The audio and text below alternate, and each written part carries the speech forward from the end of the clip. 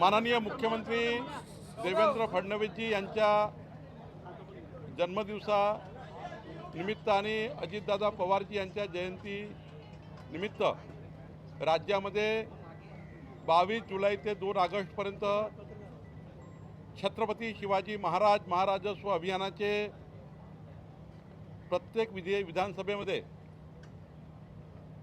महसूल खात्या माध्यमातून कार्यक्रम आयोजित केले। देवेंद्र फडणवीसजींची सूचना होती की त्यांचा वाढदिवस सेवा कार्य करूनच त्या ठिकाणी साजरा केला पाहिजे। त्यांनी कधीही सत्कार सन्मान सोहळा स्वीकारले नाहीत आणि म्हणून एक सेवा कार्य महसूल खात्यामार्फत व्हावं म्हणून या राज्यातल्या 10 लाख परिवारांना विविध योजनांचा लाभ देण्याचा आम्ही विचार केला आणि आज ठाणे शहर जिल्ह्यामध्ये छत्रपती शिवाजी महाराज राजस्व अभियानामध्ये 76,000 परिवारांना वेगवेगळ्या योजनेचा लाभ आम्ही देण्याचा योजना तयार केली आणि आमच्या महसूल प्रशासनाने आमचे सर्व आमदार खास करून या भागाचे आमदार संजय केडकरजी यांनी या ठिकाणी आज शिबिर लावलं।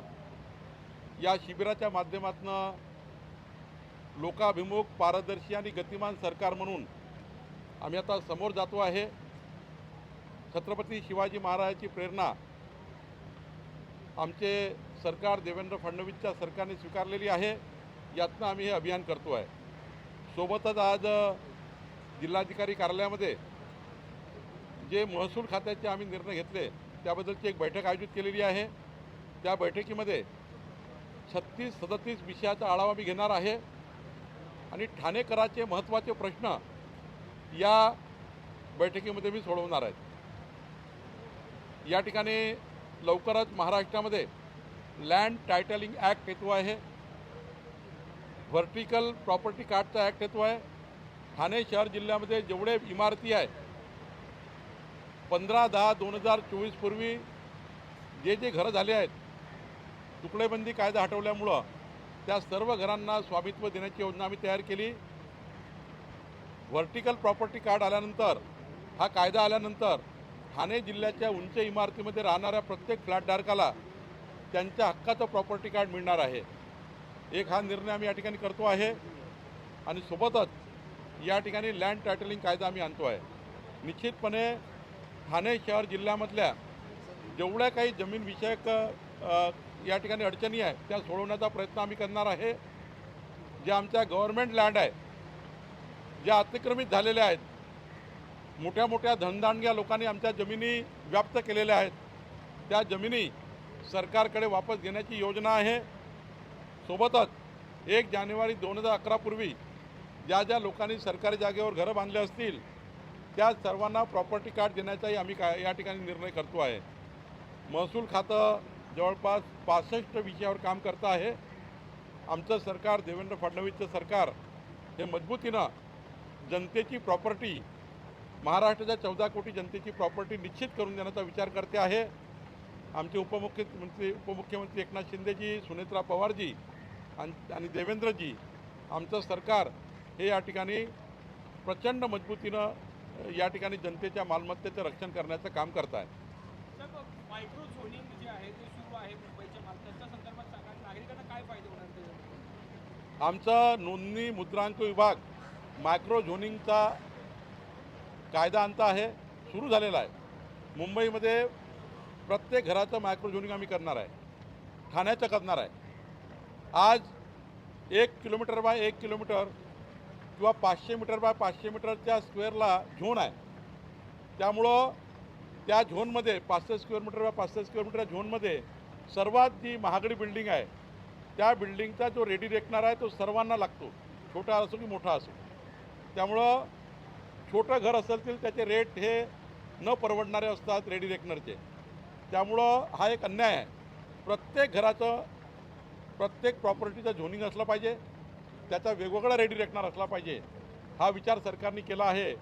आणि हा ऐतिहासिक निर्णय देवेंद्र फडणवीस सरकारने केला की प्रत्येक घरांचं झोनिंग, प्रत्येक घराचं CTS आणि त्यांचा वेगळा रेडी रेकनर हा होणार असल्यामुळं आता जे 1.25 रेट गरीब माणसाला लागायचे, त्याच्या प्रॉपर्टी लागायचे, ते लागणार नाही.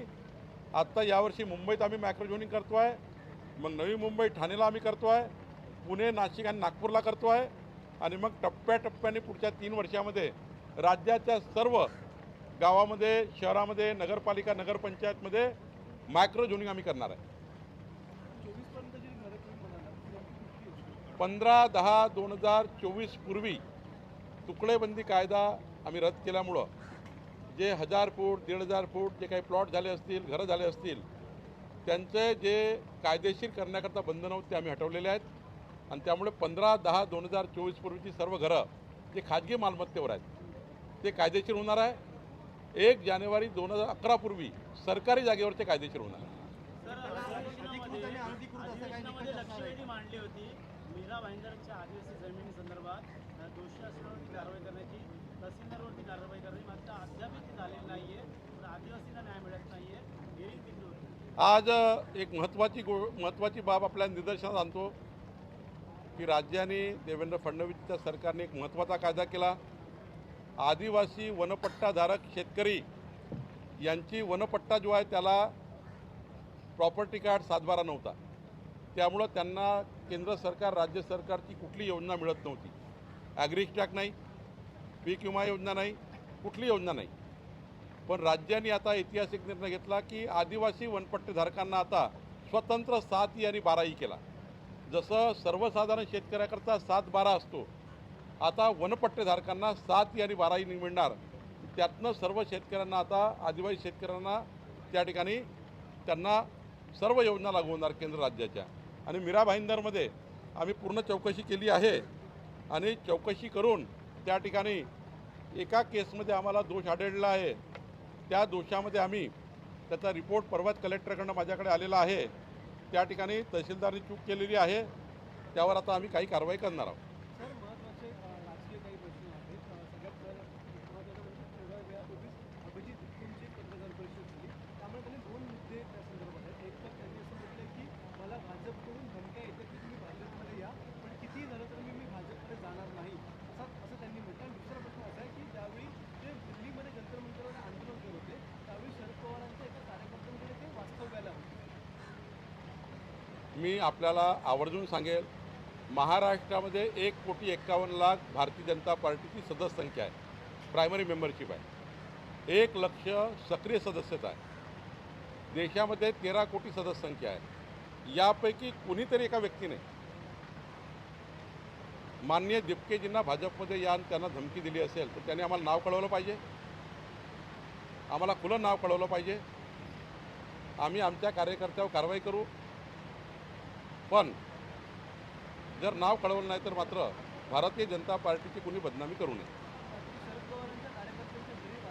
ते काय, त्यांना कुणाच्या घरी राहायचं, कुठं राहायचं त्यांचा अधिकार आहे.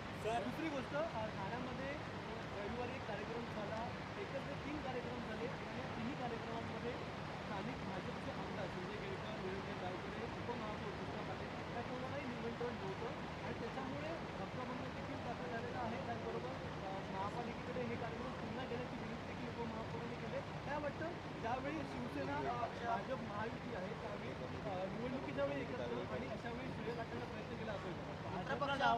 असं आहे की याबद्दलचा स्थानिक जे इश्यू आहेत ना, त्या स्थानिक इश्यू आहेत, स्थानिक आमदार आहेत, माननीय पालकमंत्री आहेत, ते बसून सोडवतील. मला विश्वास आहे की माननीय एकनाथजी प्रगल्भ नेते आहेत, ते पुढाकार घेतील. स्थानिक जे काही इश्यू असतील त्यावर मी काही बोलणे योग्य नाही आहे.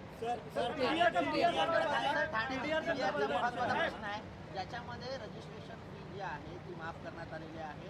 मोठा महसूल जो आहे तो महापालिकेने कोणत्याही परिस्थितीमध्ये मी आज प्रेझेंटेशन म्हणजे कोणत्याही परिस्थितीमध्ये मुद्रांक शुल्क विभागाचा मंत्री मी असल्यामुळं 1ही रुपया डुबणार नाही याची खात्री ठाणेकरला मी देतो आहे. आजच जिल्हाधिकारी कार्यालयात मी प्रेझेंटेशन घेणार आहे आणि ठाणेमध्ये ज्यांनी मुद्रांक शुल्क बुडवण्याचा प्रयत्न केला, ज्यांनी गरीब माणसाला जी घरं द्यायची होती ती दिली नसेल, ज्यांनी माळाची घरं बांधली पण गरीब माणसाला जी घरं द्यावी लागतात ती दिली नसेल, जसं नाशिकमध्ये दिली नाही, त्यांची आम्ही पूर्ण चौकशी करणार आहोत. कोणत्याही परिस्थितीमध्ये मुद्रांक, महसूल आणि लँड रेकॉर्ड या 3 खात्यामध्ये कुणाची गय होणार नाही याची शाश्वती मी देतो आहे. TDRचा जो संदर्भ आहे त्या TDRच्या संदर्भामध्ये असं सांगितलं आहे, अनेकांनी आपल्या देखील नगरसेवकांनी आरोप केले महासभेमध्ये की महापालिकेने व्यवस्थित बाजू मांडली नाही आणि हा जो TDR जो आधी 2800 कोटींचा सांगतोय तो आता जवळपास 3500 कोटींपेक्षा जास्त TDR देण्यात आलेला आहे. आज मला नगरसेवक निवेदन देणार आहे. मी माननीय मुख्यमंत्री महोदयाशी या विषयावर सविस्तर चर्चा करेल. गरज पडली तर माननीय मुख्यमंत्री याची चौकशी लावेल. सर तलाठी भरती संदर्भात काही आपण मुदतवाढ देणार आहात का? तलाठी भरती आता निघालेली आहे, या संदर्भात काही ज्या ज्या ठिकाणी मुदतवाढ मागितली त्या ठिकाणी देऊ. भाईंदर पाडा. नागरिकांची निवेदन काढलेली आहेत तुम्ही आणि सांगितलं की 7 दिवसात तुम्हाला मेसेज दिला आणि निपटारा होईल त्या कामाचा. काय सांगाल? आज मला नागरिकाची 110 निवेदन आली आहे. त्या निवेदनाची बैठक मी कलेक्टर ऑफिसला बोलवली आहे. प्रत्येकाच्या हातात निवेदन दिलं आहे. त्यांनी स्वतः कलेक्टरला निवेदन द्यायचं आहे माझ्या सहीचं. जिल्हाधिकाऱ्याला सूचना दिल्या आहे की माझ्या सहीने जे जे निवेदन आलं आहे त्या निवेदनावर जिल्हाधिकारी बैठक घेऊन ते निवेदन अंतिम करतील. 25 तारखेला जरांगे पाटील आंदोलन करणार आहेत आणि त्यांनी सांगितलेलं आहे की हे शेवटचं आंदोलन आहे, त्यामुळे मोठ्या संख्येने उपस्थित राहा. नाही, आंदोलनाचे मुद्दे बघावे लागतील काय मुद्दे आहे. यापूर्वीच मराठा आरक्षण संबंधी राज्य सरकारने प्रचंड पुढाकार घेतला आहे आणि जे काय राहिलं असेल ते आपण पुन्हा करू. पण जरांगे पाटीलचं आंदोलन कशा मुद्द्यावर आहे चेक करावं लागेल, कारण यापूर्वी जे मुद्दे मांडले आहेत ते सरकारने सोडवलेले आहेत. सर भाईंदर पाडा